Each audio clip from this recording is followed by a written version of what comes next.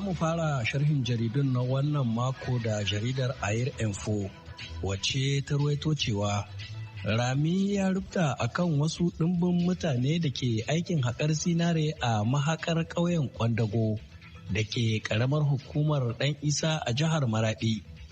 Karo na biyu kenan da irin haka ke faruwa a cikin watanni uku. Jaridar ta ce wani wagegen wurin da faɗinsa ya kai eka guda ne ya taushe waɗannan bayan Allah. Bayanan farko-farko na cewa an fiddo gawawwakin mutane sama da 20, 'yan Nijar da 'yan Najeriya, yayin da ake ci gaba da neman waɗanda wannan bala'i ya ritsa da su.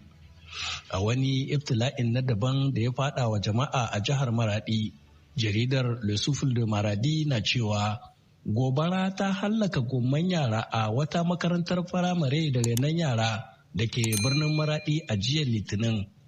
Jaridar ta ce shaidun gani da ido sun tabbatar da cewa an fitar da ɗimbin gawawwakin yaran da wutar ta ritsa da su a azuzuwan zaneku, yayin da wasu kuma suka yi mummunar ƙuna sakamakon wannan mahaukaciyar gobara da ke faruwa a wani lokacin da ake cikin yanayin juyayi sakamakon abin da ya wakana a mahakar ƙauyen Kwandago.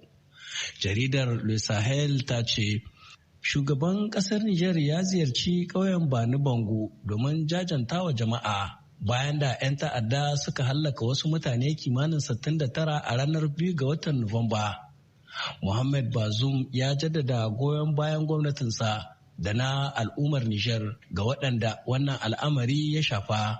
Sannan ya ƙudiri aniyar ɗaukar wasu ƙwararan matakan magance matsalar tsaro a yankin Tilaberi mai makwabtaka da ƙasashen Mali da Burkina Faso.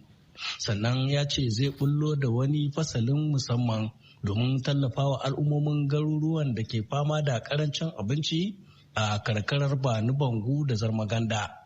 Jerar ta ce ko da yake suna cikin damuwar mutuwar danginsu, mutanen Bani Bangu sun yi murnar wannan rangadi na shugaban ƙasa da mukarrabansa saboda a cewar su alama ce da ke nunin mahukunta ba su manta ba da halin kuncin da suke ciki.